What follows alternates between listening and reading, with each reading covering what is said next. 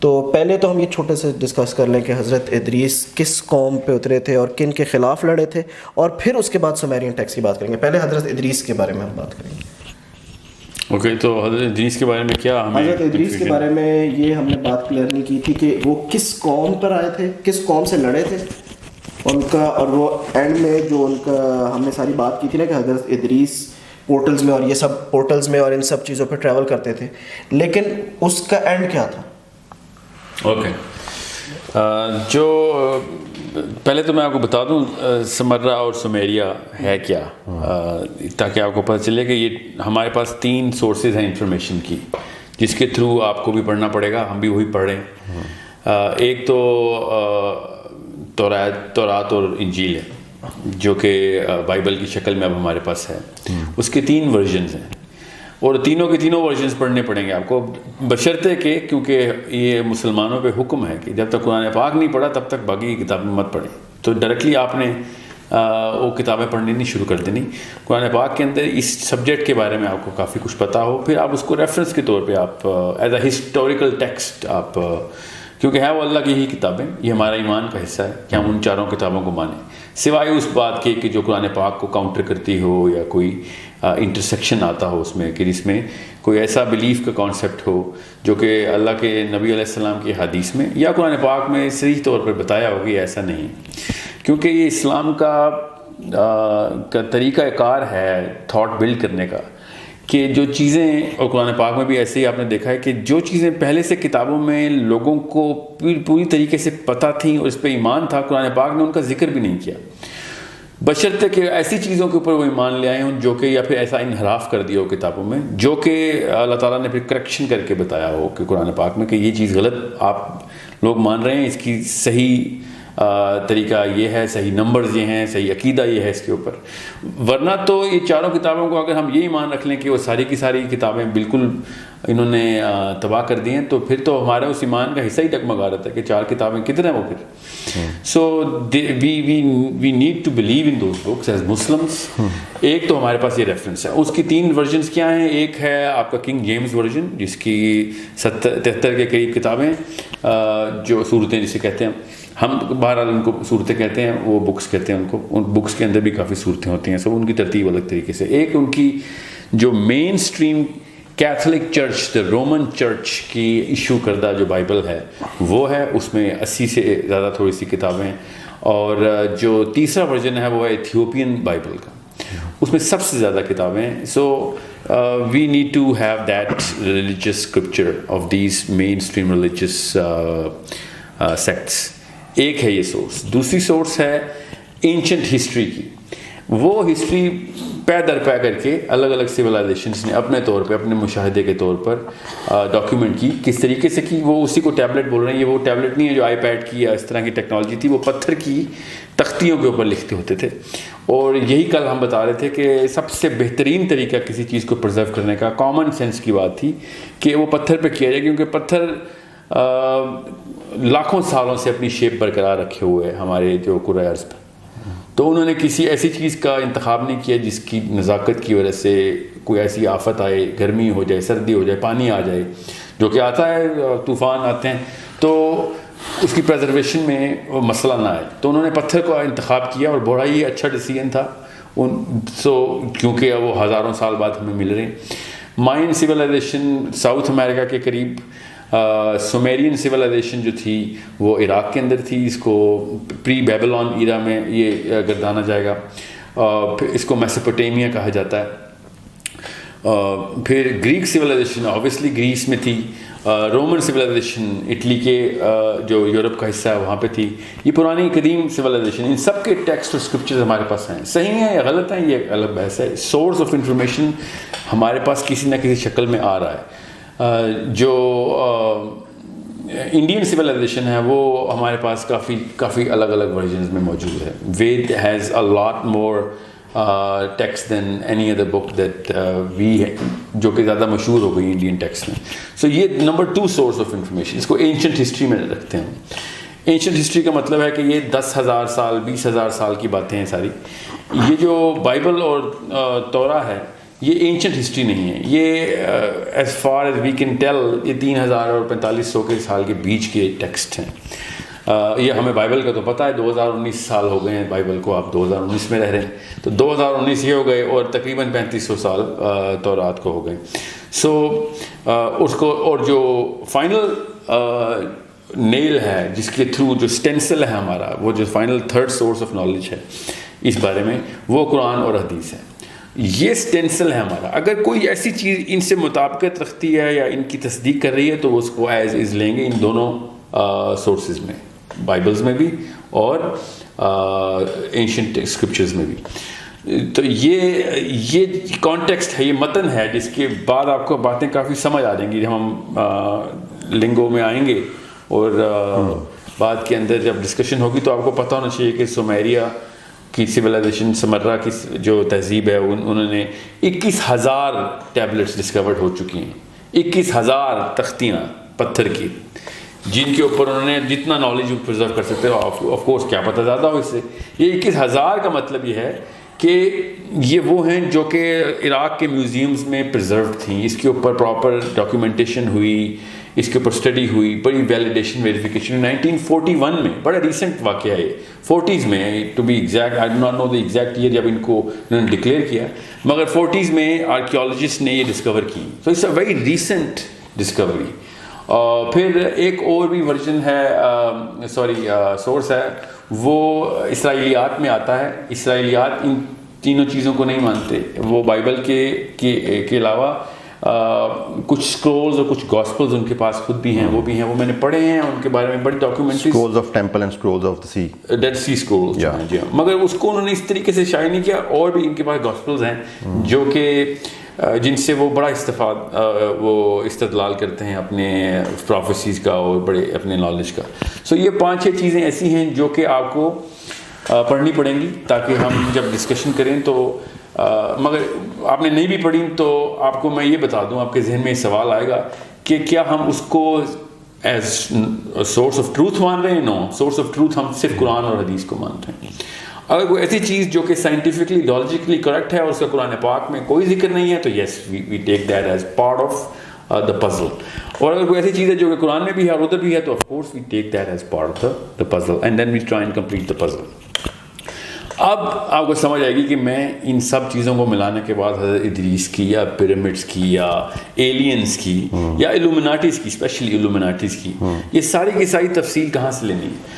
آج تک میں نے اپنی لائف میں تو کبھی بھی کوئی ایسا لیکچر نہیں سنا جو کہ ایلومیناٹیز کے اوپر ہو اور ان 5 چیزوں کو یا 5 میں سے کوئی سی 2 چیزیں بھی لیتا. وہ ہمیشہ بائبل کا قبالہ علم کے اوپر چلتے ہیں اور شیطانیات کے اوپر آ جاتے ہیں. یہ سب کچھ سراسر غلط ہے.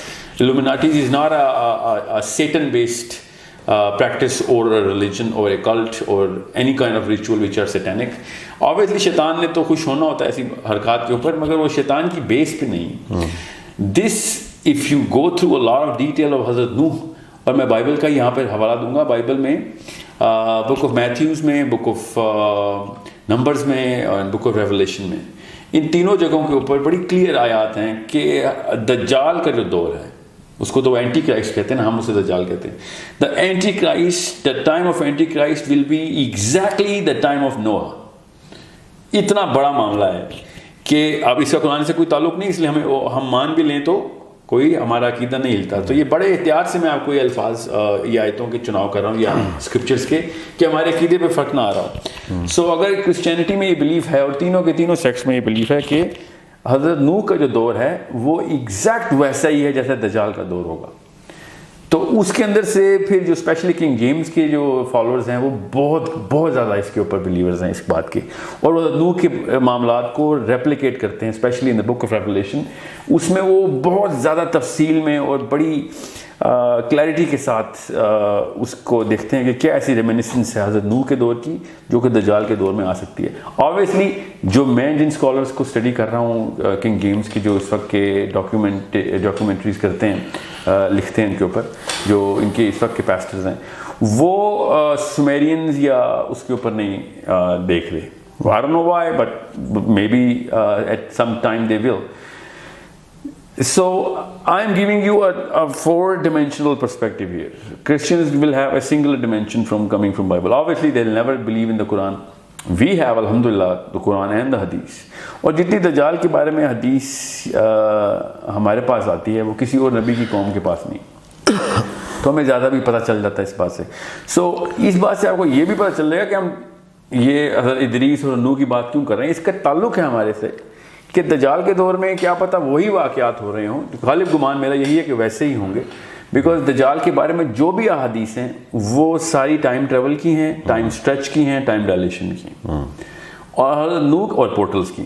اور حضرت نوح کا دور بڑا کلیئرلی پتہ چل رہا تھا. ہمارے پاس تو زیادہ علم نہیں ہے حضرت نوح کا، ہمیں تو صرف قرآن پاک میں ہنٹ ملتا ہے کہ وہ معاملات کیا تھے. مگر اگر آپ قرآن پاک میں بھی دیکھیں تو سورت کے اندر جب حضرت نوح کا ذکر آتا ہے تو پہلے وہ دروازے کھلنے کا ذکر آتا ہے کہ آسمان کے دروازے کھلے، اور نیچے سے بھی پانی آنا، اوپر سے بھی پانی آنا، which has a logical, well it's an opinion, of course علماء کا ڈیسیژن اس پہ تو نہیں ہے، مگر کیونکہ انہوں نے اس نظر سے دیکھا نہیں اس کو ابھی تک. مگر میری اپنی ایک رائے یہ ہے کہ کیونکہ قرآن پاک کا یہ معجزوں میں سے ایک معجزہ ہے، اس بارے میں تو اتفاق ہے کہ جتنا پانی زمین سے اٹھایا جاتا ہے اتنا ہی پانی برسایا بھی جاتا ہے. ٹھیک ہے، یہ تو اللہ تعالیٰ کی ایک معجزوں میں سے ایک معجزہ قرآن پاک میں اسی طریقے سے بتایا گیا. سائنس نے کہا کہ 16 ٹریلین ٹن جو ہے نا وہ پانی ویپرز میں جاتا ہے. اب ہمیں پتہ چل گیا میٹیورولوجی کے تھرو، اور 16 ٹریلین ٹن ہی بارش ہوتی ہے. سو اس کے تھرو پھر ایک پوری کی پوری ایک قرآن پاک کی انہوں نے ایک معجزے کی ایک ڈیٹیل ڈاکومنٹ کی. ہاں اوکے، واٹر سائیکل دیکھیں کتنی. مگر حضرت نوح کے دور میں اللہ تعالیٰ نے کہا کہ نیچے سے بھی پانی نکال لیا تھا میں نے، اور اوپر سے بھی پانی نکال لیا تھا. دیٹ مینس کہ it's a totally different water cycle جو کہ سائملٹینیسلی دونوں ہو رہا تھا. جی بالکل. سو اس کا مطلب یہ ہے کہ وہ لوکل واٹر سائیکل نہیں تھی جو کہ پانی سمندروں سے اٹھے گا. یہ نیچے کے کوئی پانی کے چشمے ابلے ہیں، کنویں ابلے ہیں، تنور ابلے ہیں، اور دروازے اوپر سے بھی کھلے. اس کی قرآن پاک میں جب ترجمہ دیکھتے ہیں تو بڑا سرسری سے ترجمہ ہے کہ بارش ہو رہی تھی، حالانکہ بارش کا لفظ نہیں ہے اس آیت میں، بس دروازے آسمان کے کھلنے کا لفظ ہے. حضرت نوح کے دور میں جب آیا، جب بارش کا لفظ ہی نہیں ہے، آپ نے خود ہی کیوں بارش کا لفظ بتایا؟ یہ آپ نے بڑی ویلڈ بات کی ہے. میرے بھی آج تک یہ امپریشن تھا کہ جب عذاب آیا تھا تو اتنی بارش ہو گئی تھی کہ وہ سیلاب آ گیا. لیکن میں اب غور کر رہا ہوں، واقعی میں بارش کا تو ذکر نہیں ہے، اب پانی کا ذکر ہے کہ سب کا. جی بالکل. نہیں بارش تو ہوئی تھی مگر اس آیت میں نہیں ہے جس آیت کی میں بات کر رہا ہوں. اس کی جو لٹرلی ٹرانسلیشن کی گئی ہے وہ بارش بنتا نہیں ہے لیکن آسمان سے پانی برسنے کا ہی ہے. کیونکہ نوح کا ذکر 2 جگہوں پہ آیا ہے. One of the perspective can be کہ it was water coming from سورہ پورٹل. قمر کی بات ہو رہی ہے، یہ سورہ قمر کی بات ہو رہی ہے. یہ دوبارہ ہم نے وہی حرکت کی ہے، ہم نے ریفرنس دی سورہ قمر میں. شروع میں ہی آپ کو پتہ چلے گا کہ حضرت نوح کے دور میں جب آسمان کے دروازے کھلے ہیں تو پھر کیا ہوا ہے. تو ہمیں یہ محاورے میں کہتا ہے آسمان کے دروازے کھل گئے، پانی برس پڑا. تو آسمان کے دروازے اللہ تعالیٰ نے سورہ نبا میں بھی کھولے کہ آسمان دروازے ہو جائے گا. اس کا یہ مطلب نہیں ہے کہ ابواب دروازے. ٹھیک ہے، یہ سورہ قمر میں. جی ابھی سورہ قمر کھول لیں، آپ کو میں بتا دیتا ہوں. مگر جو سورہ نبا ہے وہ تو نام ہی دروازے کے ساتھ ہے نا، تو اس کا بارش سے تو کوئی تعلق نہیں. وہ تو علماء بھی اس پہ اتفاق کرتے ہیں کہ یہ بارش نہیں ہو رہی، قیامت والے دن کی بات ہوگی کہ آسمان کے تمام دروازے کھل جائیں گے. سو the point I'm trying to make is کہ دجال سے اس کا اتنا ڈائریکٹ تعلق اس لیے ہے کہ اگر ہم حضرت نوح کے دور میں سمرہ کے تھرو یا ایون بائبل کے تھرو بھی یہ بات تفصیل سے پڑھیں تو آپ کو پتہ چلتا ہے کہ حضرت نوح جو ہیں وہ دنیا میں اتنے ہی سال رہے ہیں جتنے کہ ہم لوگ رہتے ہیں. وہ باقی کے جتنی بھی 950 سال کی تبلیغ ہے ان کی ان دس ڈائمینشن نہیں ہے. It can seriously be inferred. اور بالکل اس طرح حضرت عیسیٰ اس وقت 2019 سال کے ہو گئے ہیں. بالکل اس طریقے سے حضرت آدم کی بھی عمر 1000 سال ہے اور حضرت نوح کی بھی 950 سال کی تبلیغ ہے. ان کی اوریجنل ایج تو بتائی بھی نہیں اللہ تعالیٰ. سو اس طرح اصحاب کہف کی 350 کچھ سال عمر ہے. 300 تو خالی غار میں سوئے ہیں. سو بالکل اس طریقے سے حضرت نوح نے جس طریقے سے جانور اکٹھے کیے تھے وہ ایک انسانی سطح کے اوپر پاسبل نہیں ہے کہ سارے جانور اکٹھے کیے جائیں. اس کے لیے ایک ایسی ٹیکنالوجی کا استعمال بے حد ضروری ہے. اچھا wording sorry to interrupt you, وہ یہ ہے بسم اللہ الرحمن الرحیم. ففتحنا ابواب السماء بماء منہمر. جی بالکل. اور یہ یہیں تک ہی رکھیں جی اس کے بعد والی آیت پڑھ لیں.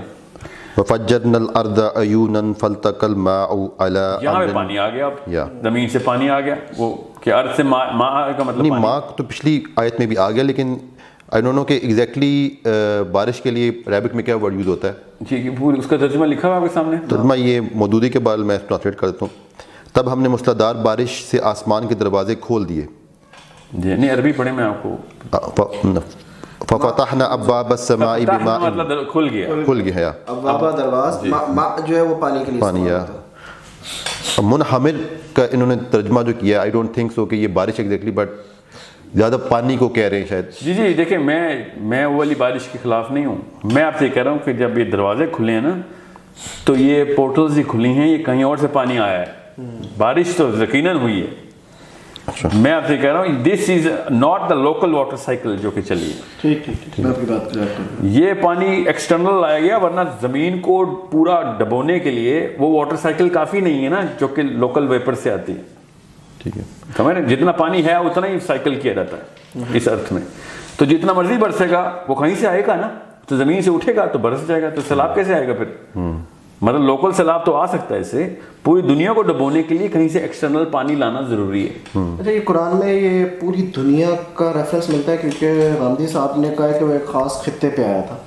وہ غامدی صاحب کے پاس وہ ایسی کتاب ہے جہاں لکھا ہوا ہے, کیونکہ ہمارے پاس جتنی کتابیں ہیں وہ بائبل میں جو جس بارے میں ذکر ہے, بائبل میں کیا توریت میں جس کی تفصیل ہے پوری, ڈسولیشن کا چیپٹر ہے پورا. پھر سمیرین جو ٹیکسٹ ہیں وہ تو بھرے ہی ہوئے ہیں اس کے اوپر. وہ تو ادریس سے کرتے ہیں نا اس کا استدلال پورا, کہ ادریس نے وارننگ پہ وارننگ دی, پھر یہاں تک کہ اپنے پڑ پوتے کے پیدا ہونے کا انتظار کیا, پھر اس کو خود ٹریننگ دی. حضرت نوح کی بات ہو رہی ہے کہ یہ وقت آئے گا کہ جب پانی جو ہے نا وہ ساؤتھ, انہوں نے کہا ساؤتھ پول سے پانی چل پڑا ہے, دونوں پول سے, ایکچولی انہوں نے کہا دونوں پول سے پانی چل پڑا ہے, ٹائڈز نکل پڑی ہیں, اتنے سال ہیں تیرے پاس, فلاں سوری اتنا وقت ہے تیرے پاس. تو ایکچولی وہ سال ہی لگا تھا, اس میں پورا سال لگا تھا کہ پوری پانی اس ٹیکسٹ میں یہ لکھا ہوا. سو what I'm trying to say is کہ یہ جو فتحنا ہے نا ابوابا کے دروازے کھلیں, وہ آسمان کے دروازے وہ والے کھلیں جو سورہ نبا کے دروازے کھلیں. ٹھیک ہے, اس میں یہ سوچنا بے حد ضروری ہے کہ لوکل ایک ٹینک کے اندر ایک خاص اماؤنٹ کا پانی ہو, اس کو جتنا مرضی سائیکل کریں وہ ٹینک سے باہر نہیں آئے گا. سمجھ رہے ہیں؟ یہ قرآن ہی بتاتا ہے کہ جتنا پانی اٹھاتے ہیں اتنا ہی گرا دیتے ہیں. ٹھیک ہے, مگر یہ کامن سینس کی بات ہے کہ جتنا پانی اٹھے گا تو نیچے اتنا ہی گیپ کریٹ ہوگا, پھر وہ گیپ فل ہو جائے گا اس کا. تو پوری زمین کو پانی میں وہ بھی کئی 100 فٹ تک ڈبونے کے لیے, کیونکہ درخت کوئی بھی نہیں بچا تھا جو پانی سے اوپر نظر آتا ہو. سمجھے, کوئی پہاڑ نہیں بچا. تو اتنا لیول آیا کہ پہاڑ پانی کے اندر سے, کیونکہ حضرت نوح کا بیٹا پہاڑ پہ چلا گیا تھا. بالکل. So it's not an ordinary. یہ غامدی صاحب کو یہ سمجھ کیوں نہیں آتی, لوکل سیلاب سے پہاڑ نہیں نیچے آتے ہوتے. کوئی کسی بھی علاقے میں سیلاب آ جائے, اس علاقے کے ٹاپ کے پہاڑ اگر نیچے آ رہے ہیں تو اس کا مطلب وہ علاقہ سرپاس ہو چکا ہوا ہے, ورنہ وہ پہاڑی پہ بچ جائیں. اگر لوکل علاقے کا سیلاب ہوتا تو پہاڑ سے ایٹ لیسٹ ایڈمٹ کہ اس پہاڑ کی ٹاپ کے لیول تک جتنے بھی زمین کے ایریاز ہیں وہ تو کم از کم کور ہو ہی گئے. تو پھر اس کا مطلب علاقہ تو پار ہو گیا نا, پار ہو گیا. مطلب اپنے علاقے کی میں سب سے اونچی پہاڑی پر چڑھ جاؤں, اٹ مینس کہ سی لیول تو کراس ہو گیا throughout the world. Sea level is the bottom. یا this is the top of the mountain. اگر میں کسی بھی علاقے میں, سمجھ لیں K2 ہے, اس سے اونچا پہاڑ تو کوئی نہیں ہے نا, میں K2 کے پاس کسی علاقے میں سیلاب آ جائے اور میں K2 پہ چڑھ جاؤں اور پھر K2 بھی ڈوب جائے تو وہ علاقے کا سیلاب نہیں ہے. اس کا مطلب ہے کہ وہ پھر پورے دیٹ آٹومیٹکلی مینس کہ K2 سے جتنے بھی نیچے لیول کی پہاڑیاں ہیں they are all surpass. K2 سمیت نا, کیونکہ ان کا بیٹا بچہ تھوڑی ہے اس پہاڑ پہ چڑھ کے. بالکل سمجھ رہے ہیں. سو یہ بالکل بیس لیس قسم کی بات ہے. میں اس کو بیوقوفی کے زمرے میں ہی رکھوں گا اس روزے کو, کہ یہ زبردستی کرنے والی بات ہے کہ سیلاب کیا جائے. اچھا بہرحال تو جی سوری نہیں آپ کنٹینیو کریں. چلیں نہیں, میں بس اس کو یہ پورٹل کے اس کانسیپٹ کو جی پانی کی سائیکل سے بڑا آسانی سے آپ دیکھ سکتے ہیں اس میں. اچھا ایک جو کیونکہ ہماری ریسنٹ جتنے بھی سیشنز ہوئے ہیں ان میں ہم نے خاص طور پہ جو بات کی ہے وہ پری ہسٹورک نیشنز کی, جن کا کہ قرآن میں ذکر کیا گیا ہے. We are actually pointing towards those nation. اور پھر ابھی آپ نے ایک بات دجال کے حوالے سے بھی کی ہے. تو ہمارے لیے یہاں پہ ہماری آڈینس کے لیے اور ہمارے لیے بھی یہ سمجھنا ضروری ہے کہ why are we actually talking about these nations. First of all کہ جو اگر ایک عام ریلیجیس مائنڈ سیٹ رکھنے والا بندہ ہو یا پھر ریلیجیس انکلینیشن والا بندہ ہو یا پھر somebody who starts ریڈنگ قرآن, تو اس کو جو سٹارٹ ملے گا وہ حضرت آدم علیہ السلام سے ملے گا. حضرت آدم علیہ السلام کے سے پہلے نہیں اس سے پہلے سے ملے گا قرآن جو قصہ بتایا گیا, مطلب کہ جو اللہ سبحانہ وتعالیٰ اور فرشتوں کی جو ڈائلاگ ہوتا ہے اس کے بارے میں وہاں سے مگر قرآن پاک میں بھی ہے نا کہ ہم نے ان میں سے آدم کو چنا نا, تو اس کا مطلب ہے کہ اوپر سے حدیث کلیئر ہے نا, ہمیں بائبل کی ضرورت نہیں کرتا, قرآن اور حدیث کو الگ مت کریں. ٹھیک ہے, جب آپ اس طرح کے ٹائم لائن کو پلاٹ کریں گے تو حدیث کے through this is what I'm trying to دجال قرآن میں یہی بات ہم سمجھنا چاہ رہے ہیں کہ ہم لوگ جو بات کر رہے ہیں پری ہسٹورک ان نیشنز کی, اور جو ہم اس کو ہم کیسے کوریلیٹ کریں گے قرآن مجید کی جو آیات ہیں, اور ہم اس کی سگنیفیکنس کیسے بیان کریں گے, ہم ان کی کیوں بات کرنا چاہ رہے ہیں. ایک جو میرے ذہن میں بات آتی ہے جو کہ پہلے بھی ایک کویشچن پوز ہو چکا ہے, وہ یہ ہے کہ اللہ سبحانہ وتعالیٰ نے بار بار قرآن مجید میں ایک بات ریپیٹ کی کہ تم سے پہلے بہت طاقتور قومیں گزر چکی ہیں. اور ایک جگہ اللہ تعالیٰ نے I was really astonish to read it, کیونکہ جب بھی میری آفس میں ڈسکشن ہوتی ہے تو کچھ جو میرے کولیگز ہیں they are well versed in the economics, تو وہ یہ بات کرتے ہیں کہ یار اٹس آل اباؤٹ اکانومی. تو پرٹیکولرلی اللہ سبحانہ وتعالیٰ نے ایک جگہ ورڈ یوز کیا ہے کہ تم سے پہلے طاقتور قومیں گزر چکی ہیں جو کہ معاش میں تم سے زیادہ طاقتور تھیں, یعنی they were not even advanced but they were actually economical more stable than us. So what does it actually mean کہ جو وہ قومیں گزری ہیں وہ کون سی قومیں تھیں؟ وہ حضرت آدم علیہ السلام کے بعد کی قومیں تھیں یا ان سے پہلے بھی قومیں تھیں جو طاقتور تھیں؟ اور اللہ سبحانہ وتعالیٰ جب ان کا ریفرنس دے رہے ہیں تو وہ جو قومیں گزر چکی ہیں وہ ٹل دا ٹائم آف قیامہ کے لیے وہ their status will remain on the top level. ان کے مطلب اللہ تعالیٰ نے کہہ دیا وہ طاقتور ترین تھی, اٹ مینس کہ اب والی قومیں وہاں تک نہیں پہنچیں گی. What I assume from it, کیا واقعی میں ایسا یہ ایزمپشن کرنا ہمارا ٹھیک ہے کہ وہ اس لیول پہ پہنچ چکی تھیں کہ ابھی تک کی کوئی بھی سپر پاور نہیں پہنچ سکی؟ اور وہ قومیں کون سی تھیں؟ وہ حضرت آدم علیہ السلام کے بعد کی قومیں کی تھیں یا حضرت آدم علیہ السلام سے پہلے بھی جس طرح کہ ہم بات کر رہے ہیں کہ شاید there might be the existence of aliens, وہ ہو سکتی ہیں؟ اس کے بارے میں آپ دیکھیں یہ والی جو آیتیں ہیں نا, یہ تو قریش سے اور مغرور فرعونوں سے بات ہو رہی ہے. ٹھیک ہے, اس میں جب قوموں کا ذکر آتا ہے تو انسانوں کی انسانوں سے کمپیریزن ہوتی ہے. ایک ایسی آیت میں آپ کو بتاتا ہوں جس کے تھرو آپ کو یہ بات سمجھ آئے گی, وہ ہے سورہ بنی اسرائیل کی آیت نمبر 70. وہ نکالیں تاکہ آپ کو پتہ چلے ایلینز کی قوموں کو انسانوں کی قوموں سے اس طریقے سے کمپیریزن نہیں کرنا ہم نے. یہ جو بات ہو رہی ہے یہ ہو رہی ہے کسی لوکل فرعون کی کہ تیرے سے بہتر اور تیرے سے بڑی طاقت انسانوں نے دیکھی ہے. سمجھ رہے ہیں, اس کو آپ نے کنفیوز نہیں کرنا اس بات کو. یہ جو ہے نا سورہ بنی اسرائیل کی آیت, اس سے یہ بات سمجھ آ رہی ہے کہ انسانوں سے بہتر, جسے ہم کہتے ہیں نا اشرف المخلوقات انسان ہے, انسان سے بہتر بھی اللہ تعالیٰ نے کہا ہے تم سے بہتر بھی کچھ قومیں میں نے کچھ کریشنز بنائی ہیں. اور اللہ تعالیٰ نے یہ کہا ہے کہ بنی اسرائیل 17 سورہ اسراء بھی کہتے ہیں, مطلب وچ آیت 70. آپ وہ والا ترجمہ والے نکال لیا کریں تاکہ آسانی ہو جائے. بہرحال یہ میں آپ کو آیت بتا دوں تاکہ یہ بات کلیئر ہو جائے اس سوال کے اندر. وَلَقَدْ كَرَّمْنَا بَنِي آدَمَ وَحَمَلْنَاهُمْ فِي الْبَرِّ وَالْبَحْرِ وَرَزَقْنَاهُمْ مِنْ طَيِّبَاتِ وَفَضَّلْنَاهُمْ عَلَى كَثِيرٍ مِّمَّنْ خَلَقْنَا تَفْضِيلًا. یہ آخری والا حصہ دوبارہ پڑھیں. وَفَضَّلْنَاهُمْ عَلَى كَثِيرٍ مِّمَّنْ فَضَّلْنَاهُ عَلَى كَثِيرٍ, کہ ان میں سے زیادہ تر کے اوپر ہم نے تمہیں فضیلت دی, سب پہ نہیں فضیلت دی. جس کا اردو ترجمہ پڑھیں آپ تاکہ آپ کو پتہ چلے میں پوائنٹ کیا. یہ تو ہماری عنایت ہے کہ ہم نے بنی آدم کو بزرگی دی اور انہیں خشکی اور تری میں سواریاں عطا کیں اور ان کو پاکیزہ چیزوں سے رزق دیا اور اپنی بہت سی مخلوقات پر نمایاں فوقیت بخشی. بہت سی مخلوقات پر, سب پر نہیں بخشی.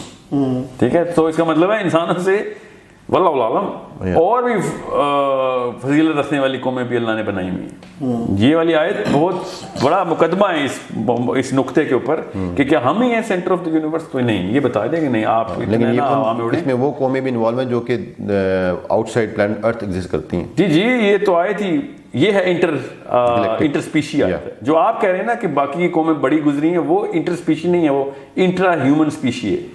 کہ فرعون کو بتایا جا رہا ہے کہ کس بات کے غرور میں آ گئے ہو, تم سے بہتر اور بڑے لوگ گزر چکے ہیں, انہوں نے نہیں غرور کیا, تمہیں کس بات کے پر لگ گئے ہیں. So if we are addressing the Pharaoh of the current world, it still holds true کہ وہ قومیں ان سے پہلے گزر چکی ہیں. مگر وہ انسانوں کی بات ہے نا, ذوالقرنین پہلے گزر چکا ہے, تو کیوں ان سے بش کو ایسا کون سا خواب آ گیا کہ جس کو اللہ نے کوئی خاص طاقت دیتی ہے. سر میں ہم تھوڑا سا ہم نے ایک ٹاپک کو کمپلیٹ نہیں کیا, ہم حضرت ادریس پہ جا رہے تھے, آپ اسے نوح کا. جی ہاں, نہیں وہ حضرت نوح کا بات جو ہے نا وہ نوح کی بات حضرت ادریس سے لنک ہے, اس لیے میں آپ کو بتا رہا ہوں کہ ادریس کو کیوں سمجھنا ہے, وہ نوح کی وجہ سے ہمیں سمجھنا ہے. ٹھیک ہے, حضرت ادریس کے وقت میں اچھا کرسچنز جو ہے نا وہ یہ مانتے ہیں کہ حضرت ادریس ابھی بھی زندہ ہیں. یہ بتا دیں کہ حضرت ادریس علیہ السلام جو تھے وہ حضرت آدم علیہ السلام کے کتنی جنریشن کے بعد کے تھے؟ 7th generation. 7th ہے, مطلب چھٹے جنریشن کے 7th اینڈ حضرت نوح علیہ السلام was on which 10th of Adam. 10th پڑپ ہوتے ہیں نا, حضرت ادریس کے پڑپ ہوتے ہیں حضرت Nuh. Okay, just for the sake of clarity. ہاں, تو 10th سن آف ایڈم بنتے ہیں. 10th پیٹریارک 10th سن تو نہیں ہے, 10th سن تو پہلی جنریشن میں آتا ہے. سو سوال دوبارہ بتائیں. ہاں, حضرت ادریس کا جو کرسچنز ہیں نا وہ یہ مانتے ہیں ابھی بھی تینوں کہ حضرت ادریس ابھی بھی آسمان میں زندہ ہے. ٹھیک ہے, وہ حضرت عیسیٰ کو مار دیتے ہیں مگر ادریس کو انہوں نے زندہ ہی رکھا ہوا ہے. یہ تو ہمیں احادیث کے تھرو پتہ چلا ہے کہ ادریس کو چوتھے آسمان پہ حضرت اسرائیل نے روح قبض کر لی. قرآن میں لیکن ذکر ہے اٹھانے کا, وہاں پہ موت کا ذکر نہیں, مگر حدیث ہے. لیکن میں ویسے بتا رہا ہوں کہ ہمیں حدیث سے کلیئر ہو جاتی ہے, لیکن قرآن میں اگر حدیث پہ کی صحت پہ کسی کو مسئلہ ہے تو ہم ادریس علیہ السلام کو زندہ کر لیتے ہیں. ہمارے لیے عیسیٰ بھی زندہ ہے تو ادریس بھی زندہ, اس کا عقیدے سے کوئی تعلق نہیں. اور اگر ادریس زندہ ہیں یا وہ فوت ہو چکے ہیں, اس کا ان کے چوتھے آسمان پہ ہونے سے انکار نہیں ہم کر سکتے, کیونکہ وہ معراج کی حدیث میں بھی چوتھے آسمان پہ ملے ہیں اللہ کے نبی علیہ السلام کو. تو اس کا مطلب ہے چوتھے آسمان تک تو گئے تھے. ٹھیک ہے, اور کون ان کو پہلے آسمان پہ ملے ہیں اللہ کے نبی علیہ السلام کو؟ آدم علیہ السلام. تو اس کا مطلب ہے کہ آدم اور بنی آدم پہلے آسمان تک ٹریول کرتے ہیں مرنے کے بعد بھی. ٹھیک ہے, تیسرا چوتھا پانچواں چھٹا آسمان کوئی روحوں کے لیے کوئی معاملہ نہیں ہے, یہ کوئی اور یونیورس ہے جہاں کے اوپر باقی کے آسمان ہیں. So it's a problem worth solving through the equation of intergalactic travel and journeys, جو کہ سمیریا کے ٹیبلٹس میں بڑا تفصیل سے ذکر ہے ان کا. اور